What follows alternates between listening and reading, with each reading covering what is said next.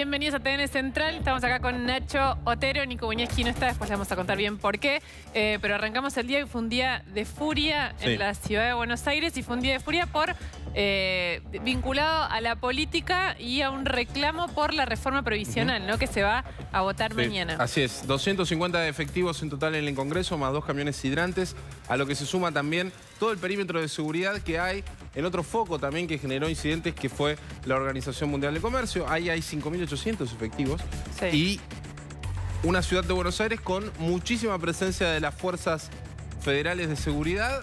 Ahí vemos las imágenes de hace apenas unos instantes, en donde se hizo un operativo cerrojo en el rectángulo que conforman las 2 cuadras que contienen por un lado al Congreso de la Nación y por el otro lado al anexo de la Cámara de Diputados, para evitar que manifestantes crucen a la zona, incluyendo también la plaza de los 2 congresos, para realizar un abrazo simbólico y también una vigilia que se pretendía instalar a lo largo de la noche de hoy.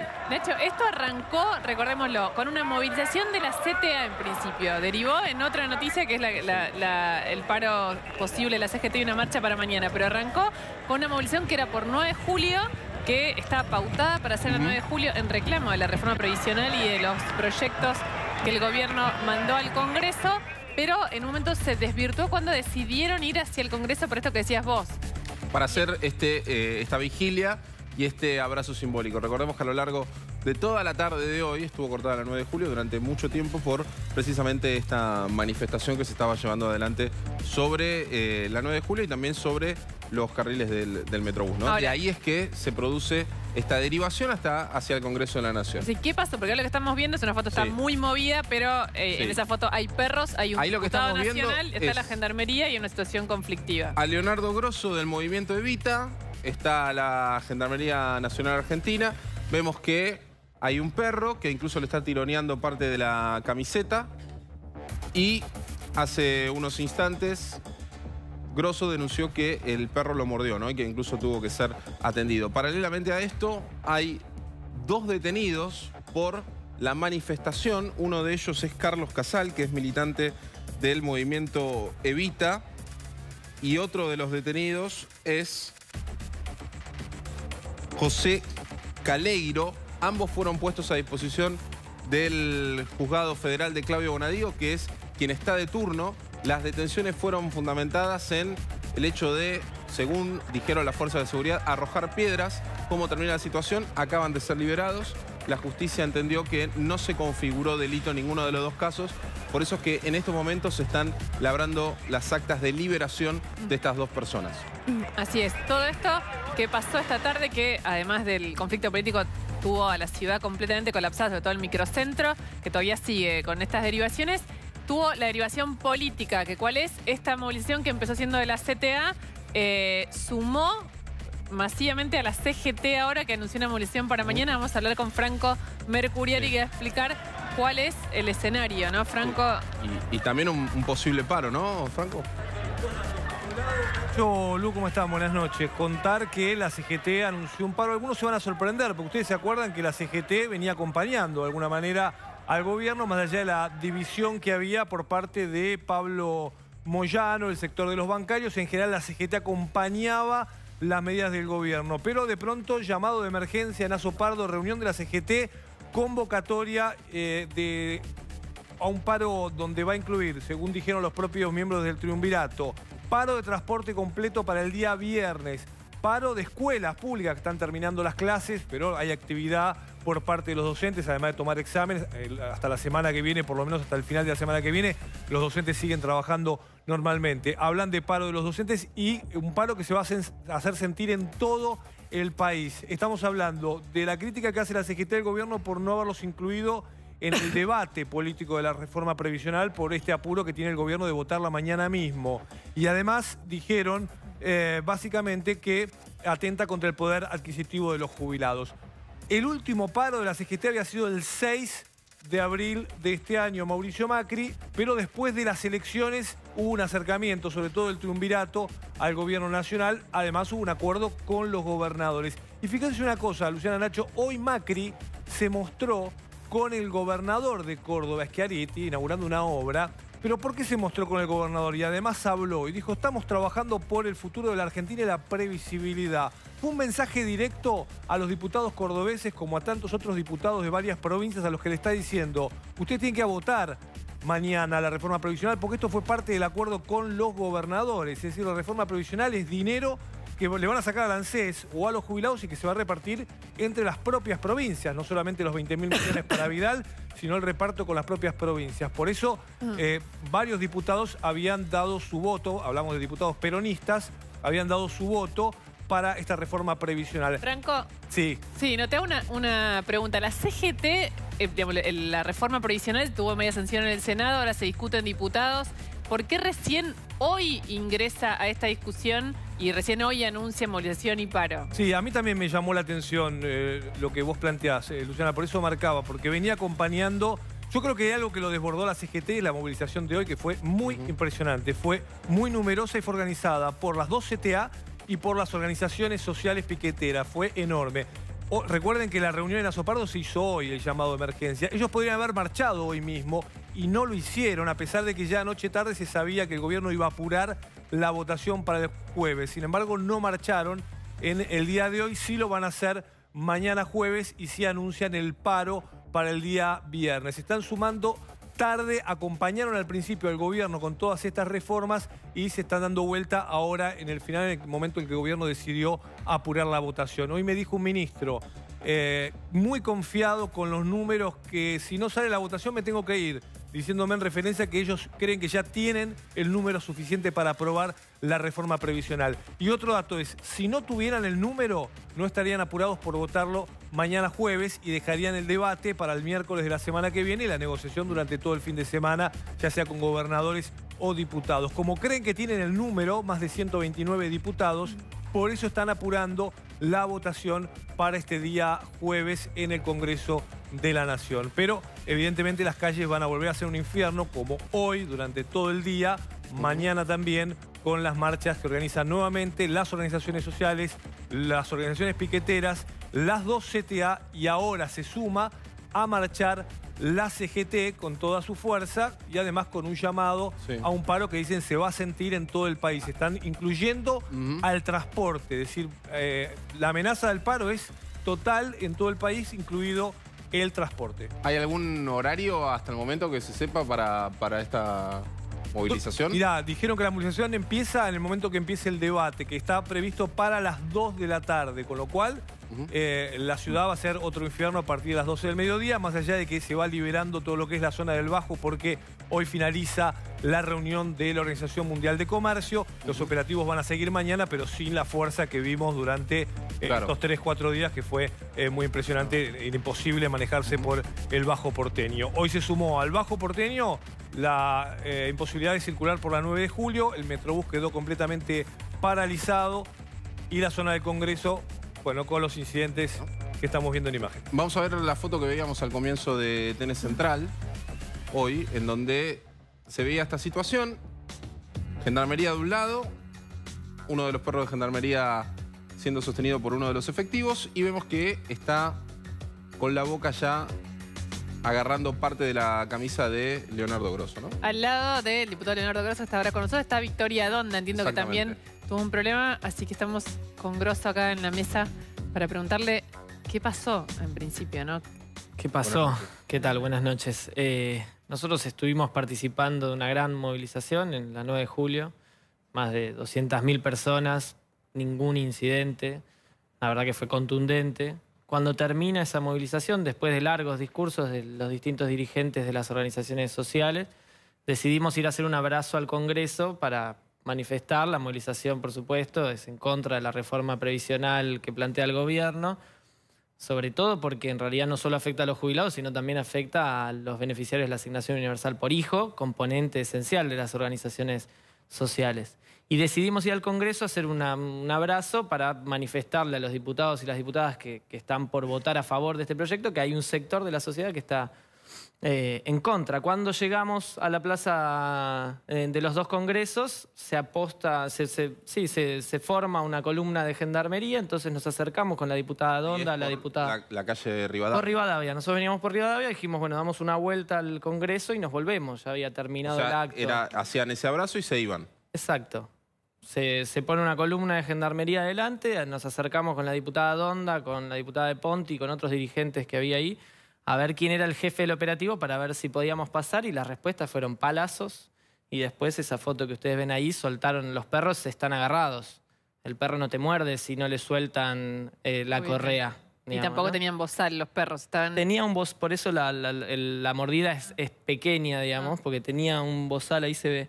Entonces muerde con el hocico. Lo largaron, nos pegaron primero, nos dijeron, nosotros preguntamos por el jefe de operativo, nos dijeron, no está, acá la jefa es Patricia Bullrich, nos dijo un gendarme muy suelto de cuerpo, y no va a hablar con ustedes. Insistimos, y ahí empezaron con los bastonazos y nos largaron al perro, y bueno, después nos tiraron agua, siguieron, ¿no? Tiraron gases lacrimógenos, hubo un largo rato donde nosotros insistíamos con que aparezca un jefe. Esto tiene responsabilidades políticas, es una decisión política reprimir. Nosotros ya nos habíamos presentado como diputados de la Nación y estábamos planteando que íbamos a manifestarnos en paz, ¿no? Habíamos demostrado que era una movilización muy pacífica la que se había hecho. Pero los gendarmes que estaban ahí con los que ustedes intentaban hablar, ¿tenían conciencia de que eran diputados de la Nación? Nos presentamos como diputados nacionales ante todos los gendarmes que había ahí. Había uno que parecía el jefe. Cuando empezamos a hablarle a ese, nos presentamos nuevamente, ese se retiró para atrás y ahí aparecieron estos que nos golpearon y nos soltaron a los perros. ¿Y Patricia Bullrich todavía hasta ahora no se comunicó con ninguno de ustedes? Nadie se comunicó con nosotros, no. Después de todo esto hay 2 personas detenidas, estuvimos en la puerta del Congreso porque están detenidos adentro de un móvil. Bueno, vos recién decías que ahora los van a liberar, es así, sí. Hay diputados ahí esperando a que los liberen. Y después fuimos a... Exacto. Y después fuimos a enfermería. Pero la realidad es que esto...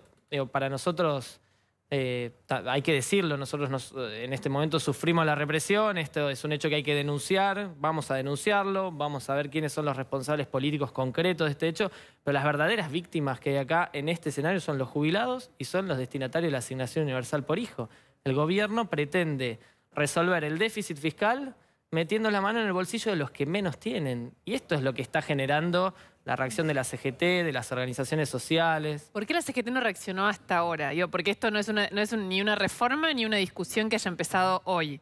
No de hecho, ya pasó por el Senado y están diputados. Digamos. ¿Por qué hoy no había marchado con ustedes la CGT y por qué recién ahora está... Nosotros tenemos excelente diálogo con la CGT, no sé por qué, eso hay que preguntárselo a ellos. Es muy bueno que hayan... planteado lo que hoy plantean la movilización, y si es que se aprueba la medida, esta ley, ellos van al paro. Me parece que eso es lo que hay que tener como el dato político. El dato político es los sectores sociales de las organizaciones piqueteras, los sectores del trabajo de las organizaciones formales de trabajadores, sectores de la oposición más variada en términos políticos, se ha expresado en contra, porque hay otra posibilidad para resolver esto. Podemos resolver el déficit fiscal buscando otra posibilidad que no sea afectando los salarios, digamos. Un jubilado que cobra 7.200 pesos. ¿Eso es lo que le hizo el perro ahí que se ve en la foto? Exacto.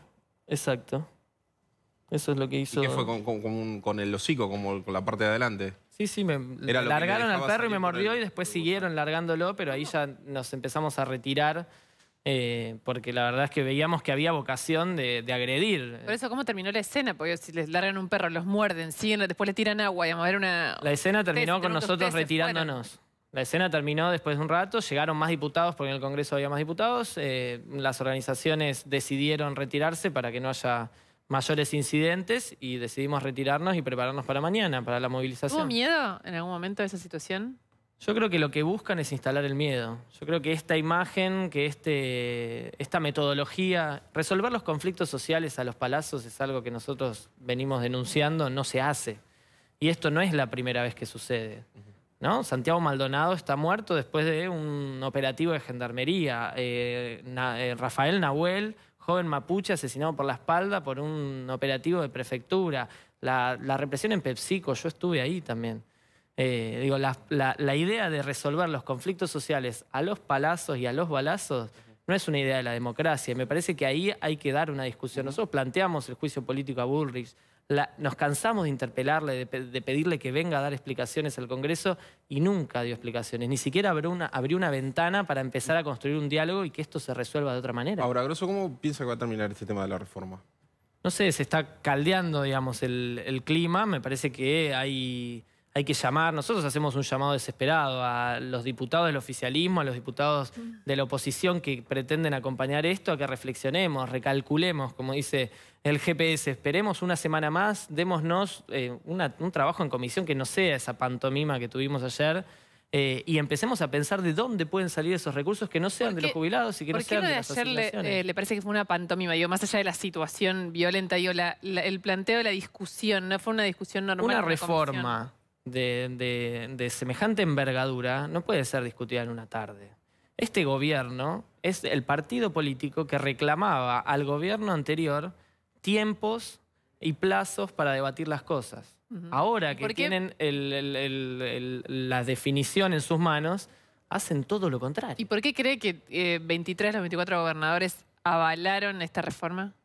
No sé, eso hay que preguntárselo, insisto con esto. Yo no voy a hablar por nadie. Le pregunto, digamos, por el hecho de esto, de la reforma en sí misma. Por ahí para la gente a veces es más difícil entenderla. Y digo, ¿qué pasa por la cabeza de los gobernadores de todas las provincias? No es una reforma aislada, hay un paquete de reformas que todas apuntan a un ajuste, un revalúo, a una distribución de recursos a lo largo y ancho del país para cada provincia. Entonces hay situaciones que a los gobernadores los hacen valorar esas cuestiones. Por eso nosotros decimos hay una trampa en este paquete del ajuste, digamos, ¿no? Vamos a resolver, insistimos con esto, vamos a resolver el déficit fiscal con la plata de los jubilados. ¿No hay otra posibilidad? ¿No hay sectores en la Argentina que tienen más espalda para pagar esos impuestos? Sí, los hay. Es solo cuestión de buscarlos. Muchísimas gracias, Grosso, por Gracias. haber estado acá. Marcos Peña, el jefe de gabinete de la Nación, también habló sobre el tema de la reforma esta tarde y esto dijo. Optimista porque creemos que esto refleja una parte de un acuerdo que fue muy importante con los gobernadores, es parte de una integralidad de reformas que consideramos van a ser muy positivas para la Argentina en general y los argentinos en general. Los jubilados van a ganar más el año que viene, más que la inflación, van a estar por encima, se estima en torno al 5% por encima de la inflación. Consideramos que no es cierto que se esté reduciendo la jubilación, es muy importante aclarar eso, en un contexto donde además se agregan nuevos elementos como el 82% móvil para aquellos que tienen 30 años de aporte, para la mínima, que se profundiza también la política de reparación histórica, con lo cual claramente hay una política a favor de los jubilados en lo que se está discutiendo. Hoy el sistema previsional argentino es deficitario. Ese déficit se sustenta con deuda. Esa deuda nosotros validamos que ese sea el camino, pues no queremos justamente hacer un ajuste contra las inflaciones, contra los jubilados y los sectores más vulnerables, y por eso va a crecer las jubilaciones respecto a lo que es la inflación. Ahora, consideramos que eso es lo que puede hacer la Argentina el año que viene. Ahí está Marcos Peña defendiendo la reforma. Son los dos puntos de vista, ¿no?, sobre el resultado de esta reforma, pero tenemos a Gonzalo, que es el que tiene el conteo, los números de lo que la tabla a partir de qué va a pasar mañana, ¿no, Gonzalo? Estás acá. Los porotos, como se le dice en el pasillo.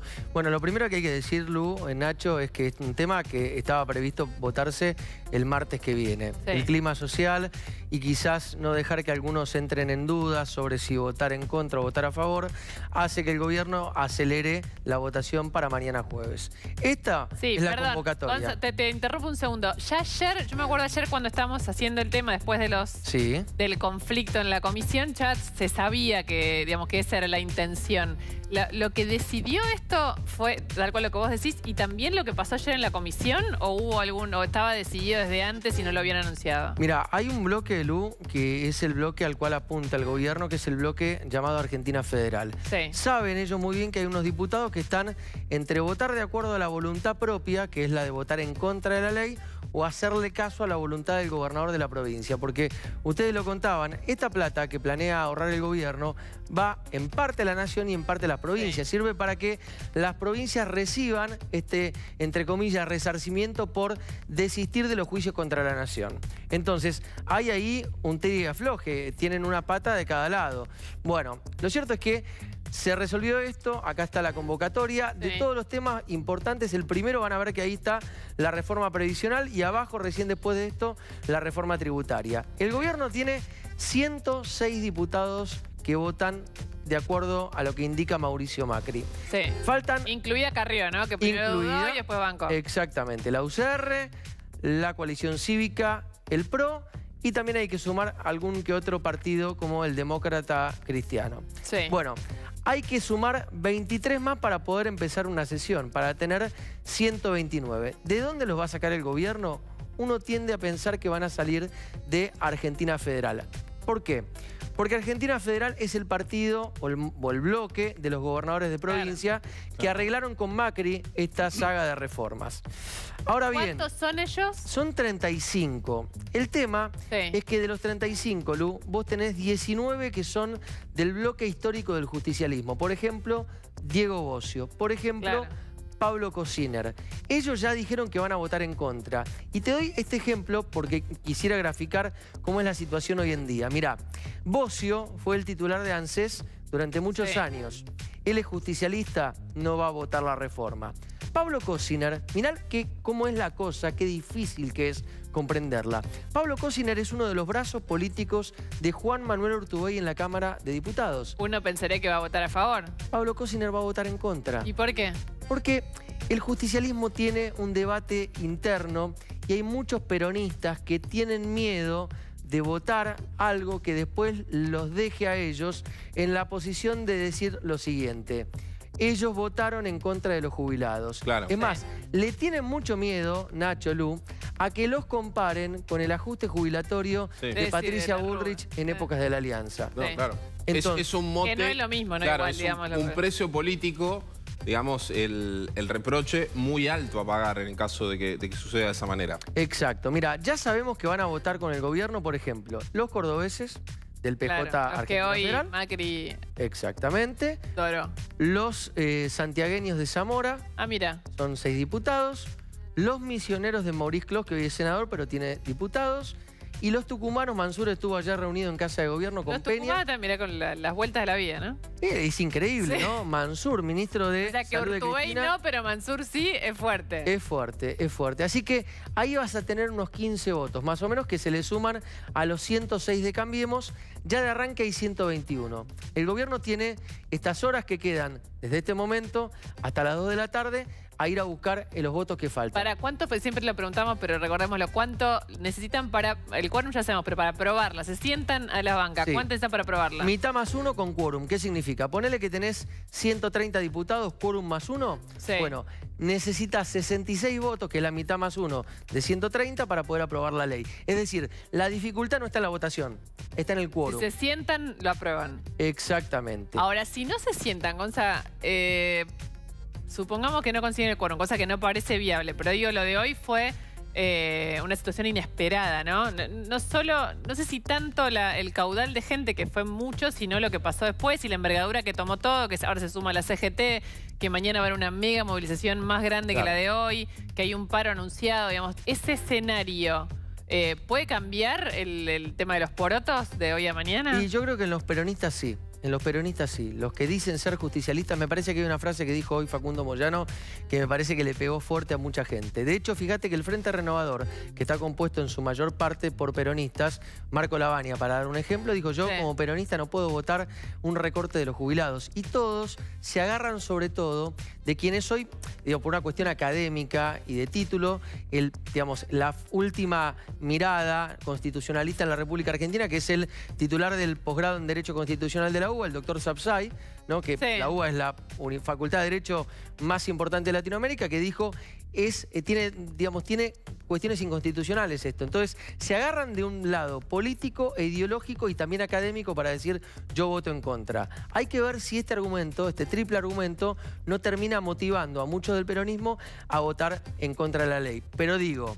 Ahora, bueno, pará, pero sí. tengo una pregunta cortita, porque hay algo que es cierto, digamos, es una discusión muy válida la de la reforma previsional, digamos, tiene que estar muy claro lo que se está votando, es cierto que estamos hablando del salario de los jubilados, que hay una alteración, que con esa alteración el gobierno va a financiar acuerdos con las provincias. Ahora, es tal cual lo que estoy diciendo, implica que si no se aprueba, el gobierno se queda sin financiamiento para las provincias. Digo, en esa discusión gobernadores, diputados, hay un problema de fondo. Es muy difícil. Y yo te hago una pregunta más, Lu. A ver. Lo conocemos a Emilio Monzó, viejo lobo de la política.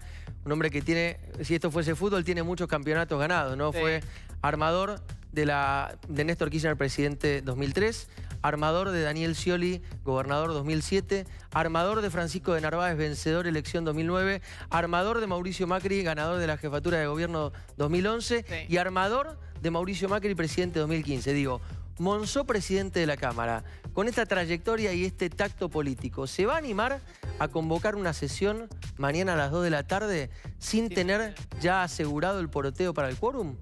A mí me costaría mucho creerlo. Sí, salvo que no sea esa la intención, ¿no? Que eso serán cuestiones que tendremos que analizar más adelante. Totalmente, Nacho, es súper válido tu argumento. También puede haber un análisis político por ese lado, ¿no? Exactamente. Bueno, de eso y de lo que estamos viendo en cámara queremos hablar hoy, porque hoy también conocimos, chicos, el verdadero las imágenes, vos las ves de vuelta una y otra vez. Y la verdad que eso haya sucedido en el anexo de la Cámara de Diputados, donde se estaba realizando el debate, es una cosa de locos. Diputados subiéndose arriba de las mesas, tratando de parar. La gente de seguridad no pudiendo contener ni siquiera a los que estaban entre ellos. Gente con las camisas abiertas ya de los tironeos, de que se volaron los botones. Y todo eso pasó en un lugar donde se hacen leyes, ¿no? Mirá, y pasó en un lugar súper custodiado, ¿no? Lo primero que hay que decir, Nacho, Lu, es que el operativo de seguridad estuvo bien armado. Y la gente de seguridad trabajó bien, igual que la gente de ceremonial. El tema es que acá hubo 6 diputados que se mofaron de ellos. Se mofaron. ¿Te metieron uno por abajo el brazo? Sí, la verdad que fue una falta de respeto, porque si uno encima piensa, y lo quiero decir llanamente, los chicos de seguridad son laburantes. Son muchachos y muchachas como nosotros que van a trabajar todos los días para poder garantizar que las cosas estén ordenadas. Sin embargo, vos sabés que... A ver, algo que le tenemos que decir a la gente, ¿no? O sea, vos sos acreditado en el Congreso, digamos. En el caso tuyo es distinto porque vos tenés una credencial que es de periodista, que vos la mostrás porque sos acreditado permanente. Ahora, en el caso de que haya un periodista que vaya, que no sea acreditado permanente, tiene que ingresar, le sacan una foto, lo ingresan en la base de datos y le dan un papel provisorio. Ahora, había un montón de dispositivos de seguridad que están activos y más cuando se realizan la tarea en comisiones, ¿no? La única manera de entrar es acreditándose o entrando de la mano de un legislador. Esta última es la que valió, Nacho. Y encima, mirá de qué manera.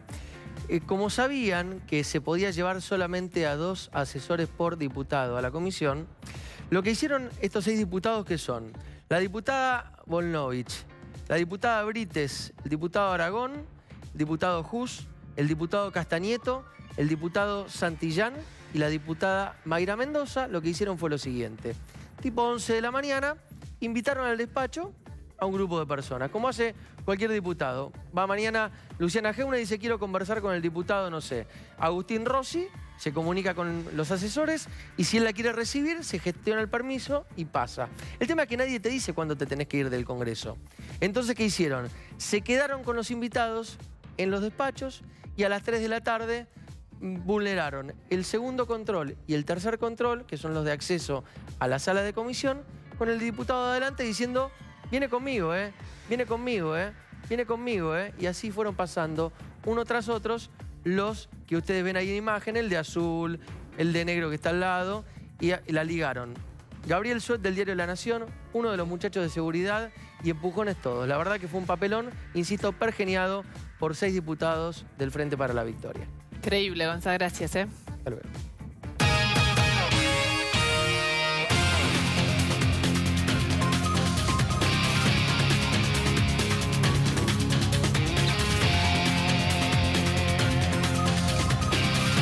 Bueno, vamos a dar información de último momento sobre la investigación del submarino. Venimos contando paso a paso todo lo que sucede en la búsqueda, pero también en la investigación, ¿no? De las razones de esta tragedia. ¿Qué pasó? ¿Qué acaba de pasar? Bueno, el ministro de Defensa, Oscar Aguad, acaba de firmar la integración de la Junta Investigadora. Esto lo habíamos adelantado ayer, que se iba a constituir. Se está instruyendo un sumario dentro de la Armada. Habíamos contado, de hecho, que había dos jefes acusados de falta gravísima en el Código Disciplinario. Esos 2 jefes fueron relevados. Pero en paralelo a lo que decidió el ministro de Defensa es hacer una junta investigadora que va a ser plenipotenciaria. ¿Qué significa esto? Va a tener acceso a absolutamente todo. Y el dato importante, dos datos muy importantes son quiénes la integran. ¿Quiénes son las personas que la integran? Te voy a dar los nombres, no los conocen, pero te voy a explicar por qué son importantes. Es el contraalmirante Adolfo Trama, el contraalmirante Alejandro Jenny y el capitán de navío retirado Vergallo. ¿Quiénes son estas tres personas? Bueno, son todos ex tripulantes del Ara San Juan. Y todavía más, Vergallo es una persona, cuando tuvimos un invitado nos contó, es el padre de uno de los tripulantes que falleció en el Ara San Juan. Son personas que conocen ese submarino como nadie, son submarinistas además. La gente que está instruyendo el sumario sobre el submarino en la Armada. O sea que son personas con conocimiento técnico además que ya de por sí en el caso del submarino es un área técnica muy delicada. Muy específica. Delicada. Y muy específica, exactamente así. Así es, el almirante Ruhr, que es el actual jefe de la Armada, sostiene cada vez que se le pregunta que él habla de esto, pero con un conocimiento externo. ¿Por qué? Porque él siempre estuvo dedicado a los barcos, digamos, en superficie, y que el submarinismo es un mundo aparte, completamente específico. Bueno, ¿cuál es la búsqueda de esta junta? Que sean ellos los que lideren y comanden la investigación interna de esta tragedia. Los que busquen si hubo irregularidades, los que detecten si no zarpó del modo correcto, los que, de hecho, para que se den una idea... El tema también de continuar el viaje, por qué sucedió en el punto, si se volvía a costa, si se continuaba hacia Mar del Plata. Si el análisis de la situación estuvo bien hecho, mal hecho, lo mismo con la comunicación. Un dato importante es que van a tener presupuesto ilimitado. ¿Qué significa esto? Lo que consideren necesario gastar para acceder a la mayor verdad posible en la investigación, lo van a gastar. ¿En qué se puede gastar? Peritos extranjeros. Ese es un dato donde ellos ya avisaron que van a pedir asesoramiento de peritos internacionales. Seguramente vendrá gente de Alemania que ya estuvo colaborando. Que son los fabricantes, ¿no? del Ara San Juan. Así es, de un modo no informal, pero no oficial dentro del expediente. Lo hicieron de un modo serio, viajaron gente de la Armada, ellos están al tanto de todo, hay un intercambio permanente, ahora seguramente los convocarán de modo oficial. Sí. Se acaba de integrar esta junta investigadora, son 3 ex tripulantes del Ara San Juan. Hoy estuvieron los familiares también en el Congreso de la Nación y se van conociendo detalles también de algunos mensajes de WhatsApp que enviaron algunos tripulantes, por ejemplo el 4 de noviembre, sobre algunas aeronaves. Eso también va a estar formando parte del análisis. Hasta el momento las explicaciones que dio la Armada no confirmaron y no conformaron tampoco a los familiares del Ara San Juan.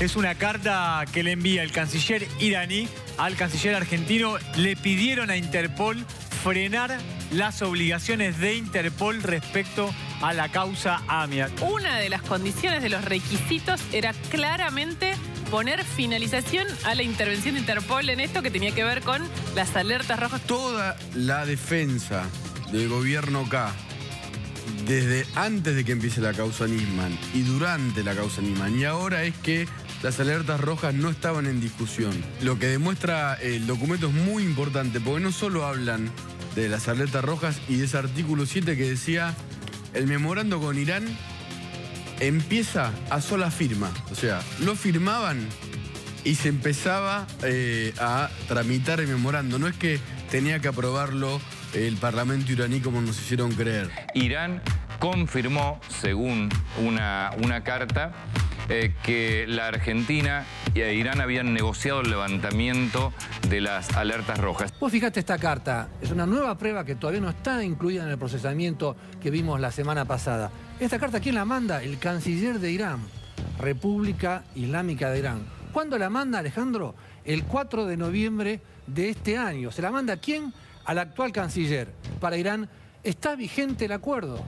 No es que no entró en vigencia, como dice Timmermans. Esto que pasó en las últimas horas lo que hace es confirmar la hipótesis que sostiene la imputación. Y dice algo más, dice que Timmermans se reunió con Noble el 30 de mayo del 2013 precisamente para aclararle esto, que esto es decir que Interpol debía cesar en su intervención, cosa que nosotros no sabíamos.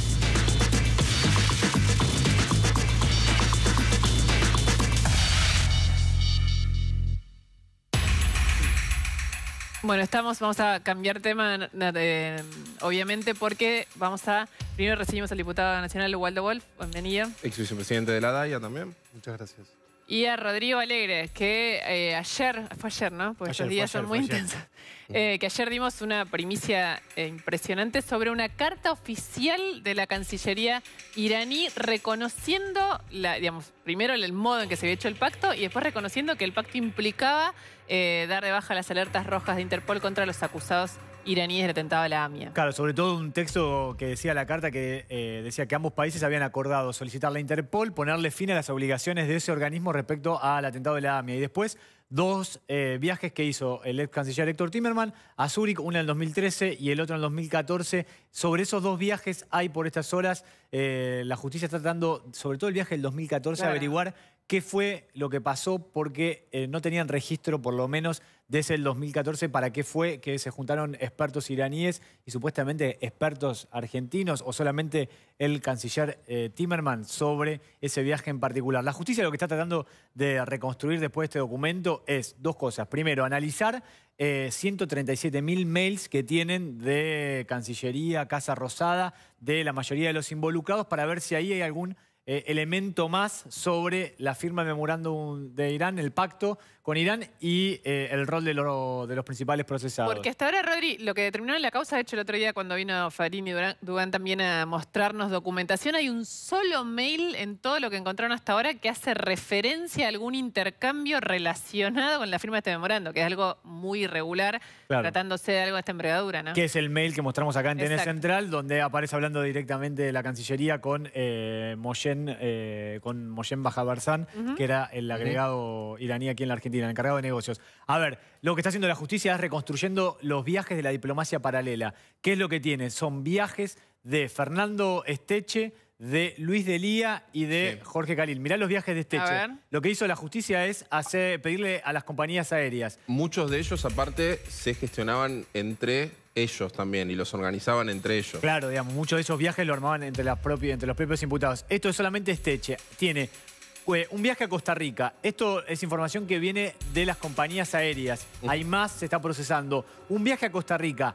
4 viajes a Venezuela. Estamos hablando 2009-2014. Atento con Venezuela, porque todos los viernes salía un vuelo de Caracas por Air Irán a Damasco, Teherán, a Irán. ¿Qué es lo que está tratando de arrastrar la justicia? Si estos viajes de Esteche terminaban en Irán, digamos. Esto es información que llega de una línea aérea en particular sobre Fernando Esteche. Ahí está Luis Delía. Un dato sobre Venezuela, lo que vos decís. También la justicia lo que hace es investigar una serie de sociedades que se armaron en conjunto con el gobierno de Hugo Chávez y el gobierno de Mahmoud Ahmadinejad para hacer negocios, y que una de las hipótesis en el momento del fiscal Nisman era que toda esa cáscara de sociedades era una posible triangulación de dinero hacia la Argentina pasando con Venezuela. Claro, ahí entraba todo el tema del comercio. Ahí está el tema de Venirauto, que era una fábrica de autos que se llama Venirauto porque es Venezuela Irán Auto, por ejemplo.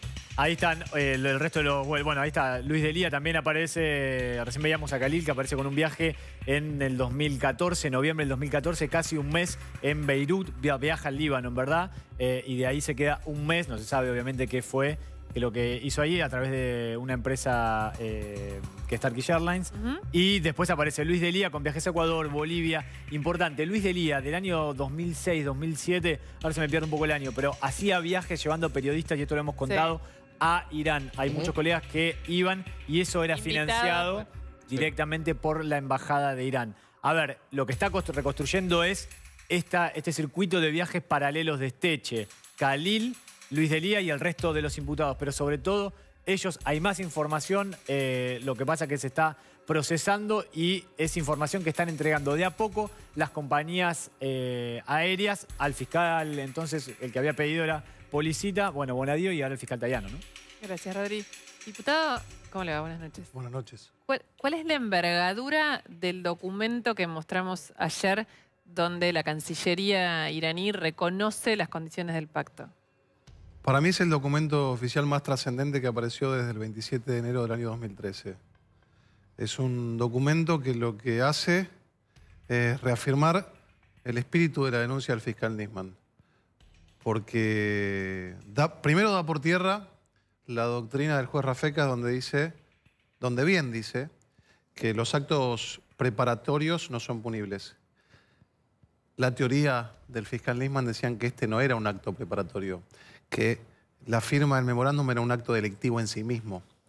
Y lo que hace la Cancillería iraní, oficialmente decir, sí, esto terminó cuando se firmó. Lo dice en el documento, lo dice claramente, dice que está vigente porque dice, siguiendo la voluntad política de ambos gobiernos, las instituciones legislativas y competentes de ambos países lo corroboraron y lo confirmaron. Y después dice, cumpliendo con el artículo 7, le recuerdo a la gente que el artículo 7 era el único artículo del memorándum, que eran 9, que era taxativo, decía comuníquesele a Interpol. Dice que le remitieron una carta conjunta al secretario general de Interpol, refiriéndose al acuerdo alcanzado entre los dos países para colaborar a nivel bilateral y solicitaron a Interpol poner fin a las obligaciones de esa institución con respecto a la causa Nisman.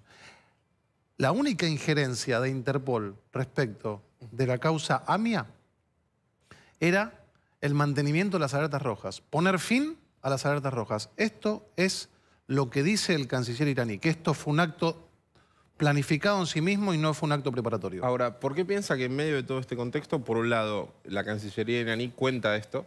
Y por otro lado, ¿por qué es que Interpol, incluso exfuncionarios de Interpol como Nobel, por ejemplo, dicen que esto no sucedió?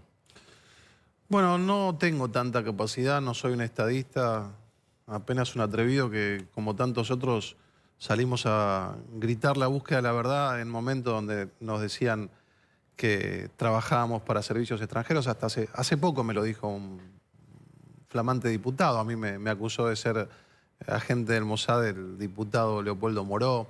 Le decían a Nisman también que trabajaba para fuerzas extranjeras. A Pepe Eliashev. Pero bueno, a Pepe Eliashev lo trataron de pseudo periodista, pero ya se terminó que esto es algo personal, porque incluso marcan cosas personales contra Nisman, marcan cosas personales contra Bonadío, pero resulta que la Cámara de Casación falló que la denuncia de Nisman es plausible, verosímil, coherente, y después esto lo tomó el fiscal Tayano, lo tomó el fiscal Policita, dos fiscales que entiendo que son intachables. Así que esto ya deja de ser una cuestión personal, esto es una cuestión institucional de la República Argentina. Puedo hacerte una construcción política y eso sí me hago cargo. Mira, Irán, con esta nota fechada el 4 de noviembre, acaba de entregar a los procesados en Argentina, los entregó. Dijo, no, sí, firmamos que caigan las alertas rojas. Los acaba de entregar. ¿No habrán cumplido con algún pacto? ¿No habrán cumplido con alguna promesa espuria? Y los están entregando. Les dijimos nosotros, tantos argentinos, menos el kirchnerismo, todos ustedes saben lo que están firmando con Irán aquel 27 de enero del año 2013. Pero si me permitís, yo quiero hacer referencia a algo que ocurrió hoy también. Hoy la defensa de la señora expresidente y de el señor ex canciller Héctor Timerman, la abogada Graciana Peñafort, tuiteó bastante. Y en un momento tuitea una escucha en la que hablan Khalil Yusuf y Luis Delía, en la cual lo insultan al ex canciller Timerman. Le dice Khalil Yusuf a Delía, hay un poquito de esto entre nosotros, hay un poquito de desazón allá, dice. No sé por qué hay desazón, me parece que el ruso este de mierda se mandó alguna, estaba firmado algo y no cumplió. Y dice muy bien Graciana Peñafort, dice, bueno, evidentemente Timerman no cumplió con algo, pero eso no es lo más importante porque no sabemos con qué no habría cumplido. Lo que está haciendo Graciana Peñafort, le doy una mala noticia a Khalil Yusuf y a Luis Delía que estarán en algún penal escuchándonos. El kirchnerismo los acaba de entregar a ellos, acaba de decir, miren, ellos sí tenían un arreglo con Irán, Timerman no. Entonces, la denuncia de Nisman era cierta, hay implicados, procesados, hoy encarcelados, que están acusados hoy por el kirchnerismo de que tenían algún negocio espurio con Irán para que caigan las alertas rojas. La denuncia de Nisman era cierta, la teoría de Rafecas o la doctrina de Rafecas es mentira. Y entiendo que a estas horas deben estar con muchas preguntas en la cabeza todos estos personajes. Ahora, le hago una pregunta, porque por ahí es posible que usted no lo sepa, pero a esta altura de haberse hecho alguna hipótesis. Más allá de Delia, Khalil, Desteche, donde vemos una afinidad, una relación, otro negocio, si se quiere, en el vínculo con Irán, ¿cuál cree usted que fue la razón por la cual la expresidenta Cristina Kirchner y el ex canciller Héctor Timerman decidieron firmar este memorando que era de base muy polémico y muy cuestionable? Bueno, posiblemente, no lo sé, tengo mis hipótesis, que ya las he dicho públicamente. A partir del 27 de octubre del año 2010, que es cuando muere Néstor Kirchner, viene Chávez a la Argentina y la República Argentina cambia su norte geopolítico, deja de levantarse en las Naciones Unidas cuando habla Ahmadinejad, se alinea con Irán, Venezuela, Bolivia y lo que es el eje bolivariano, y cambia. Pero a estas horas, en la soledad de la cárcel, seguramente Khalil Yusuf y Luis Delia y tal vez Desteche nos puedan explicar cuáles eran las motivaciones. Porque hoy los está acusando el kirchnerismo de que ellos sí llevaron adelante una cancillería paralela y de que respondían a intereses de Irán y que estaban trabajando en un pacto que lo dice acá Khalil Yusuf, que cuando lo detuvieron gritó Allahu Akbar, lo que gritan aquellos que se inmolan en el fundamentalismo. Entonces, a estas horas, después de haber pasado por lo que tantos pasamos, nos amenazaron, nos apretaron, nos intimidaron, nos armaron causas, tal vez la soledad de los penales los invite a reflexionar y a que ellos nos cuenten por qué lo hacían, o en todo caso deslinden de responsabilidad al ex canciller y al expresidente. Hoy están muy complicados. ¿Cree que se van a arrepentir, que van a tomar algún camino de ese tipo? No lo sé, pero si no se arrepienten, en el caso de ellos, la traición a la patria les calza justo. Van a pasar unos cuantos años adentro. Gracias, Wolf. Gracias. Gracias a ustedes. Bueno, nosotros vamos a una tanda y a la vuelta otra cartita más. En este caso, Zanini. Carlos Zanini a su amiga Cristina Fernández. Mira, estaban peleados. Están amigos y le escribió una carta a la Mira, le escribió una cartita. Vamos a la pausa.